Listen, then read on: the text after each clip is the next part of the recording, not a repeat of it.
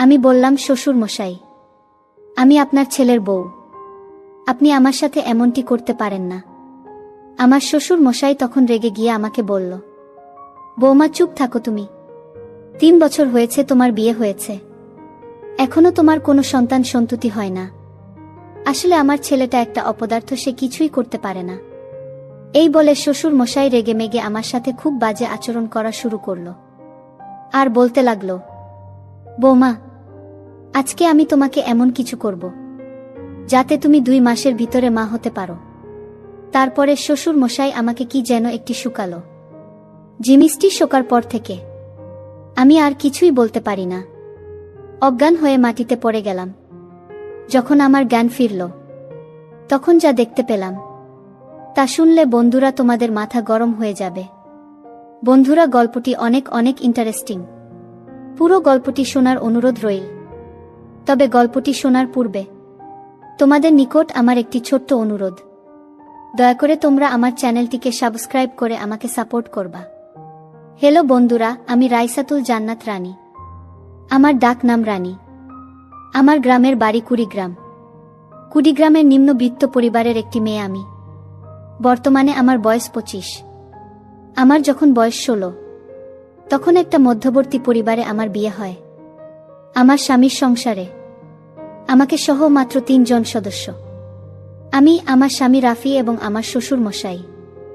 আমরা বাস করতাম কুড়িগ্রামে। আমার স্বামী ঢাকায় একটি কোম্পানিতে চাকরি করত। আর এদিকে আমার শাশুড়ি মারা গেছে গত 3 বছর হয়েছে। কিন্তু আমার শাশুড়ি মারা যাওয়ার পর আমার শ্বশুর আর কোনো বিয়ে শাদী করে নাই, যদিও তাকে দেখে এখনো হাট্টা কাট্টা যুবকের মতো মনে হয়। আমার শ্বশুর বাড়িতে থাকত, আর আমার স্বামী চাকরির সুবাদে ঢাকায় থাকত। আমার স্বামী মূলত আমাকে বিয়ে করেছে এই জন্যই, কারণ আমার শ্বশুর বাড়িতে একা একা থাকত, খাবার দাবারের সমস্যা হতো। আমার শ্বশুরের দেখাশোনার জন্যই মূলত আমার স্বামী আমাকে বিয়ে করেছে। আমার স্বামী বিয়ের 1 সপ্তাহ পরে ঢাকায় চলে যায় চাকরির স্থলে। বাড়িতে শুধু আমি আর আমার শ্বশুর। আমার স্বামী ঢাকা যাওয়ার পর থেকেই আমার শ্বশুর মশাই আমার প্রতি যেন কেমন করে তাকিয়ে থাকে। আর তাতে আমি কিছু মনে করতাম না, কারণ আমি ভাবতাম শ্বশুর মানেই তো আমার বাবা, সে তো আমার বাবা তুল্য। বিয়ের 1 মাস পর আমার স্বামী ঢাকা থেকে বাড়িতে আসলো। আমার স্বামী আমার জন্য অনেক কিছু নিয়ে আসলো ঢাকা থেকে। আমার স্বামীর এসব কিছু দেখে আমার সত্যি খুব আনন্দ হয়েছিল। সেদিন রাতে আমার স্বামীর সাথে অনেক মজা হয়েছিল। আমার স্বামী আমাকে অনেক মজা দিয়েছিল। আমার স্বামী দেখতে অনেক সুন্দর, অনেক হ্যান্ডসাম ছিল। আমার স্বামীর উচ্চতা প্রায় 6 ফুটের কাছাকাছি ছিল, অনেক শক্তিশালী ছিল, সুদর্শন পুরুষ ছিল। এভাবেই চলতে লাগলো আমাদের দিন। চাকরির সুবাদে আমার স্বামী ঢাকায় থাকত। 1 মাস পর পর বাড়িতে আসত, এসে আমাকে মজা দিয়ে আবার চলে যেতাম। এভাবে চলতে চলতে প্রায় আমার বিয়ের 3 বছর হয়ে গেল। আমাদের দিন খুব ভালোই চলছিল। কিন্তু বিয়ের 3 বছর হওয়ার পরেও আমাদের কোনো সন্তান সন্ততি হচ্ছিল না, আর আমরা কোনো ব্যবস্থা নিচ্ছিলাম না। এমতাবস্থায় আমি এবং আমার স্বামী খুব টেনশনে পড়ে গেলাম।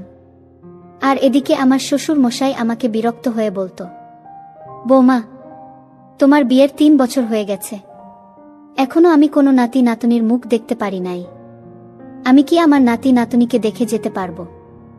এমন কথা বলার সময় আমার শ্বশুর মশাই আমার দিকে কেমনভাবে তাকিয়ে থাকত। এই তাকিয়ে থাকার মধ্যে আমার শ্বশুর মশাইয়ের চোখের মধ্যে আমি ভিন্ন কিছুর গন্ধ পাচ্ছিলাম। তারপরেও আমি তেমন কিছু মনে করতাম না, কারণ আমার শ্বশুর মশাই শুধু আমার দিকে এভাবে তাকিয়ে থাকত।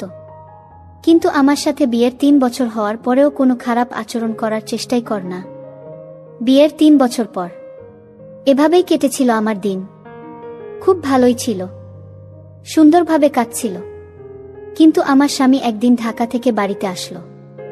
ঢাকা থেকে বাড়িতে আসার পর রাত যখন 12টা বাজল, তখন আমার স্বামীর মোবাইলের হোয়াটসঅ্যাপে একটি মেসেজ চলে আসলো। মেসেজটি দেখে আমার সারা গা কাঁপতে শুরু করলো, আমার কলিজা কাঁপতে শুরু করলো। মেসেজটিতে লেখা রয়েছে, প্রিয় জান, কেমন আছো? তুমি কখন গেছো বাসায়? গতকালকে তুমি আমাকে যা দিয়েছ তাতে আমি অনেক সুখ পেয়েছি, অনেক মজা পেয়েছি। প্রিয় রাফি, কবে তুমি আসবে দেশ থেকে? তোমাকে ছাড়া আমার কিছু ভালো লাগে না। কবে আমি তোমার সন্তানের মা হব? আর আমাকে ছাড়া তুমি একা একা থাকবেই বা কি করে? তোমার কি কষ্ট হবে না? মেসেজটি পড়ে আমার কাছে মনে হলো যেন আমার মাথার উপরে আসমান ভেঙে পড়ে গিয়েছে, পায়ের নিচে থেকে মাটি সরে গিয়েছে, সমস্ত শরীর একেবারে নিস্তব্ধ হয়ে গেছে। আটকে দিয়েছে জীবনের ধারা, থমকে গিয়েছে জীবন। মনে হচ্ছিল দম বন্ধ হয়ে আসছিল। ঠিক এই মুহূর্তে কি ভাবব বুঝতে পারি নাই। একটু খেয়াল করে মেসেজের উপরের অংশে গেলাম। উপরের অংশে যাওয়ার পর যা দেখতে পেলাম তাতে আমার আরও আতঙ্ক সৃষ্টি হয়ে গেল।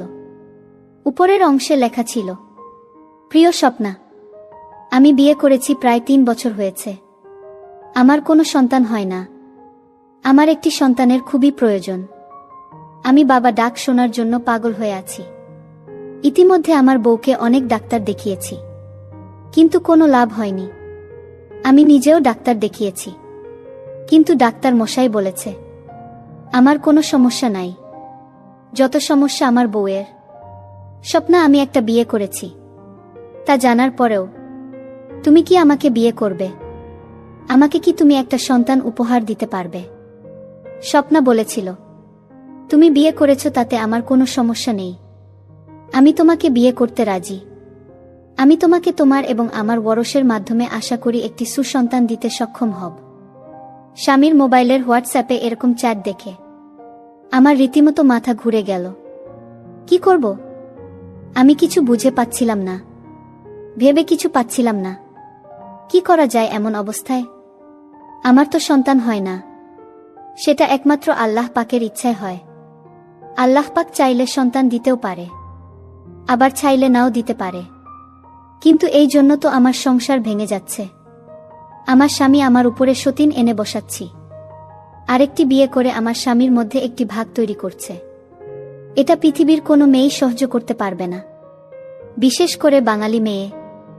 আমার স্বামীর মোবাইলে এরকম চ্যাট দেখে আমি মোবাইলটা আস্তে আস্তে রেখে তারপর কাঁদতে কাঁদতে 2 চোখ ভিজিয়ে ফেললাম। আর এদিকে আমার স্বামী খুব আরাম করে ঘুমাচ্ছিল। আর ইদানিং লক্ষ্য করলাম আমার স্বামী আমার প্রতি খুব একটা বেশি টান নেই। ইয়ার টান থাকবে বা কি করে? কারণ সে তো অন্য জায়গা থেকে যা কিছু পাওয়ার সবই পাচ্ছে। সারারাত ঘুম নেই, 2 চোখের পাতা এক করতে পারলাম না। সকালে উঠে ফজরের নামাজ পড়লাম আর আল্লাহর কাছে কান্নাকাটি করলাম যে, হে আল্লাহ, আমার স্বামীকে তুমি সঠিক পথে ফিরিয়ে আনো। তুমি আমার কাছ থেকে সবকিছু কেড়ে নিয়ে যাও, কিন্তু আমার স্বামীর ভাগটা কেড়ে নিয়ে না। আমি আমার স্বামীর ভাগটা কাউকে দিতে পারবো না। এভাবে আমার স্বামী ঢাকা থেকে এসে 2 দিন থাকার পর আবার ঢাকায় চলে গেল। মনের দুঃখে তাকে কিছু বলতে পারি নাই। আমার স্বামী চলে যাওয়ার পর আমি নীরবে একা একা শুধু কাঁদি, চোখের জল পড়ে। একদিন শ্বশুর মশাই আমাকে এসে ক্রন্দনরত অবস্থায় দেখে ফেলে। তারপর শ্বশুর মশাই আমাকে বলল, বৌমা, কি হয়েছে তোমার? তুমি কাঁদছো কেন? আমি বললাম, বাবা, কিচ্ছু না। তারপরেও আমার শ্বশুর মশাই আমাকে বলল, বৌমা, তুমি আমার কাছে মনে হচ্ছে কোনো কিছু লুকাচ্ছ। আমি বললাম, না বাবা, আমি এমনিই কাঁদছি। হঠাৎ করে আমার বাবা মায়ের কথা মনে পড়েছে, তো তাই কাঁদছি। তারপর আমার শ্বশুর আমাকে ধরে সান্ত্বনা দেওয়ার চেষ্টা করছে, কিন্তু আমার শ্বশুর মশাই যখন আমাকে ধরে সান্ত্বনা দেওয়ার চেষ্টা করছে তখন বিভিন্নভাবে আমার প্রতি বাজে ইঙ্গিত করছে, যা আমার কাছে খুব খারাপ লাগছে। কিন্তু তারপরেও সে তো আমাকে এই মুহূর্তে সান্ত্বনা দিচ্ছে, যে কারণে শত বাজে ইঙ্গিত পাওয়ার পরেও আমার কাছে খুব ভালোই লাগছিল। এভাবে আমার শ্বশুর মশাই আমাকে অনেকক্ষণ ধরে রাখল আর মাথায় বুলিয়ে দিতে লাগল। তখন আমি কিছুটা দুর্বল হয়ে গেলাম। দুর্বল হয়ে তার ছেলের সমস্ত বিষয় শ্বশুর মশাইকে খুলে বললাম।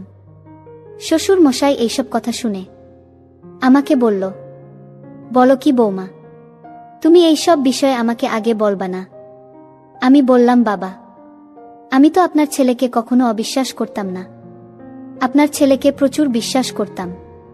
কিন্তু আপনার ছেলে যে এরকম একটা কাজ করবে তা আমি কখনো কল্পনাও করতে পারি নাই। আমার শ্বশুরমশাই ছেলের এরকম কাণ্ডর কথা শুনে আমাকে সান্ত্বনা দেওয়ার চেষ্টা করল, কিন্তু এই সান্ত্বনা দেওয়ার ফাঁকে ফাঁকে আমার শ্বশুর মশাই আমার সাথে ভিন্ন রকম আচরণ করার চেষ্টা করল আর বল, বৌমা তুমি শান্ত হও, আজকে তোমার সন্তান হয় না বিদায়, সে একটি সন্তানের আশায় এই রকম ধরনের সিদ্ধান্ত নিয়েছে, তুমি একটু ধৈর্য ধরো, তোমাকে আমি আগামীকালকে একটি কবিরাজের কাছে নিয়ে যাব, অনেক নামকরা কবিরাজ, তার চিকিৎসায় নাকি অনেকেই মা হতে পেরেছে। আমি বললাম, বাবা যা করার এখন আপনি করবেন, কারণ আপনার ছেলেকে তো আমার ফেরানোর ক্ষমতা নাই। পরের দিন শ্বশুর মশাই আমাকে নিয়ে একটি কবিরাজের কাছে গেলেন। কবিরাজ আমাকে দেখে পরীক্ষা নিরীক্ষা করে বললেন, তুমি মা হতে পারবা যদি তুমি একটা কাজ করো। অবশ্যই কাজটি করা আমাদের সমাজের আইনের বিধানে নেই। আমি বললাম, কবিরাজ মশাই কি কাজ একটু ক্লিয়ার করে বলুন। তারপর কবিরাজ মশাই আমাকে বলল, তোমাকে তোমার স্বামী ছাড়া অন্য যে কোনো একজন পুরুষের সাথে ঘনিষ্ঠ হয়ে দেখতে হবে, তাহলেই আমরা নিশ্চিত হয়ে যাব যে তোমার সমস্যা না তোমার স্বামীর সমস্যা। আমি কবিরাজ মশাইকে বললাম, কবিরাজ মশাই আমি তো পরীক্ষা করিয়েছি, ডাক্তার তো বলেছে আমার সমস্যা। কবিরাজ মশাই আমাকে বলল, মারে সন্তান দেওয়ার মালিক আল্লাহ, সুতরাং তোমাকে একটু ভিন্ন কিছু করে দেখতে হবে, একটু ভিন্ন কিছু করে দেখো। অন্য একজন পার্সন যদি তোমার সাথে একটু ঘনিষ্ঠ হওয়ার পর তুমি সন্তানের মা হতে পারো, তাহলে কি তুমি এটা চাও না? কবিরাজ মশাই এরকম ধরনের কথা শুনে আমার প্রথমত খুব খারাপ লেগেছিল, তারপর দ্বিতীয়ত চিন্তা করলাম, আমার তো একটি সন্তান দরকার, একটি সন্তানের কারণে আমার সংসার ভেঙে যাচ্ছে, আমার সংসারে সতীন আসতেছে। কিছুক্ষণের জন্য একবারে নীরব নিস্তব্ধ হয়ে গেলাম। তারপর কবিরাজ মশাইকে বললাম, কবিরাজ মশাই আমার তো সেই রকম কেউ নেই যে আমার সাথে স্বামীর মতো ঘনিষ্ঠ হতে পারবে। তারপর কবিরাজ মশাই বলল, তাহলে আমি যদি তোমাকে এরকম ধরনের একজন লোক বের করে দেই, তাহলে কি তুমি তার সাথে ঘনিষ্ঠ হবে? আমি বললাম, জি কবিরাজ মশাই আমি ঘনিষ্ঠ হব। তারপর কবিরাজ মশাই আমাকে এমন একজন লোককে দেখিয়ে দিল যা দেখে সত্যিকার অর্থে আমার মাথা ঘুরে গেল। অর্থাৎ কবিরাজ মশাই আমার শ্বশুর মশাই এর দিকে ইশারা করে বলতেছে, শোনো রানী, এই যে তোমার পাশে বসা তোমার শ্বশুর মশাই তোমাকে সন্তান দেওয়ার জন্য সেই যথেষ্ট।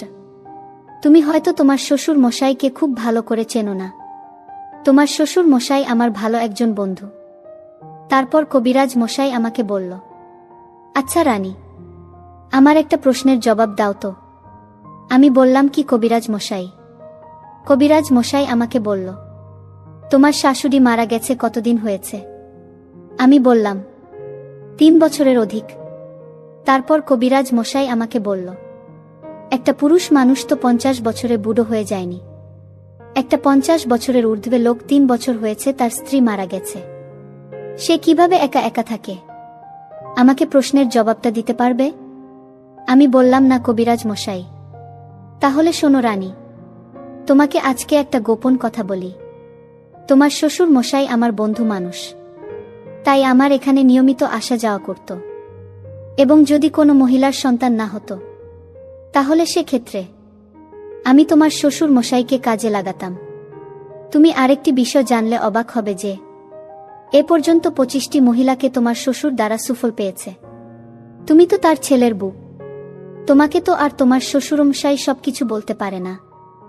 এখন তুমি যদি রাজি থাকো তাহলে তোমার সাথে তোমার শ্বশুর মশাই ঘনিষ্ঠ হবে, আর এতে আশা করা যায় তুমি সুফল পাবে। কবিরাজ মশাইয়ের কাছ থেকে এরকম ধরনের কথা শুনে প্রথমত আমি কিছুটা অবাক হয়ে যাই, তারপর অবশেষে রাজি হয়ে যায়। তারপর কবিরাজ মশাই আমাকে বলল, ঠিক আছে, তাহলে এবার তুমি বাড়ি চলে যাও, গিয়ে তোমার শ্বশুর মশাইকে খুশি করো, তাহলে দেখবে তোমার কাজ হয়ে যাবে, আর তোমার শ্বশুরমশাই একাজে পরীক্ষিত। তারপর কবিরাজ মশাইয়ের কাছ থেকে বাসায় চলে আসলাম। বাসায় চলে আসার পর আমার শ্বশুর মশাই আমার দিকে তাকিয়ে আমাকে ইঙ্গিত দিল, যেন আজকে আমি প্রস্তুত থাকি। অবশেষে নিরুপায় হয়ে একটি সন্তানের আশায় আমি সেই কাজটি করেছিলাম। আমার শ্বশুর মশাই এর সাথে যে কাজটি সাধারণত স্বামী স্ত্রী করে থাকে।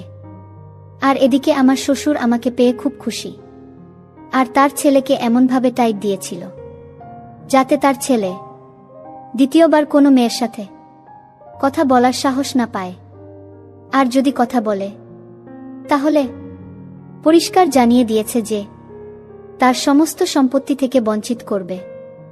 সবকিছু আমার শ্বশুর আমাকে লিখে দিয়ে দিবে। এইসব কিছুর ভয়ে অবশেষে আমার স্বামী ওই মেয়ের সাথে সম্পর্ক বাদ দিয়ে দেয়। আমার শ্বশুরের সাথে এসব কিছু করার পর 3 মাস পরেই আমি বুঝতে পারলাম আমি সন্তান সম্ভাবনা। মনটা আমার আনন্দে নেচে উঠল। সন্তানের মা হওয়ার আনন্দে। সন্তানের মা হওয়া যে কত আনন্দ তা তোমরা যারা সন্তান হয়েছে, মা হয়েছে তারাই বুঝবে। অবশেষে 10 মাস পর আমার কোল জুড়ে একটি পুত্র সন্তান এসেছে। সারা বাড়ি আলোকিত করে ফেলেছে। আমার পুত্র সন্তানের খবর পেয়ে আমার আত্মীয় স্বজন, স্বামী এবং শ্বশুর সহ সবাই খুশি। বন্ধুরা, এইভাবে আমি একটি দুটি নয় 5টি সন্তানের মা হয়েছিলাম। এখন আমি আমার স্বামী, সন্তান এবং শ্বশুরকে নিয়ে খুব ভালোই আছি, সুখে আছি। পরিশেষে বন্ধুরা, আমি তোমাদেরকে বলবো, সন্তান দেয়ার মালিক কেবলমাত্র আল্লাহ পাকের। কিন্তু এই সন্তানের জন্য যখন কোনো স্বামী স্ত্রীর প্রতি অন্যায় অবিচার করে, তখন স্ত্রীর অবস্থা খুব খারাপ হয়ে যায়। বাধ্যতামূলক হয়ে সে ভিন্ন কিছু খোঁজার চেষ্টা করে সংসার টিকানোর জন্য। সে তখন বেপরোয়া হয়ে পড়ে। তখন সে ইজ্জত সম্মানের ভয় করে না। তার মনের ভিতরে একটাই ভাবনা থাকে, যে করেই হোক আমার সংসার টিকাতে হবে, আমার স্বামীকে আমার কাছে ফিরিয়ে আনতে হবে। সুতরাং আমাদের প্রত্যেকেরই উচিত একটা বিষয় ভাবা, যদি আমাদের সন্তান না হয় তাহলে আমাদের সর্বোচ্চ চেষ্টা করে যাওয়া। আর এই জন্য পরকীয়ার মতো অন্যায় অবিচার করা মোটেও উচিত নয়। বন্ধুরা, আজকে এই পর্যন্তই। আবারও আসবো তোমাদের মধ্যে নতুন কোনো ভিডিও নিয়ে। ভিডিওটি যদি তোমাদের ভালো লাগে তাহলে একটি লাইক দাও। প্রতিদিন আমি তোমাদেরকে একটা করে নতুন গল্প উপহার দিব। তাই তোমাদেরকে অনুরোধ করে বলছি, তোমরা যদি এই রকম ধরনের ইন্টারেস্টিং গল্প পেতে চাও তাহলে দয়া করে আমার চ্যানেলটি সাবস্ক্রাইব করো। পরিশেষে তোমাদের সকলের সুস্বাস্থ্য কামনা করি। ভিডিওটি দেখার জন্য তোমাদের সকলকে অসংখ্য ধন্যবাদ।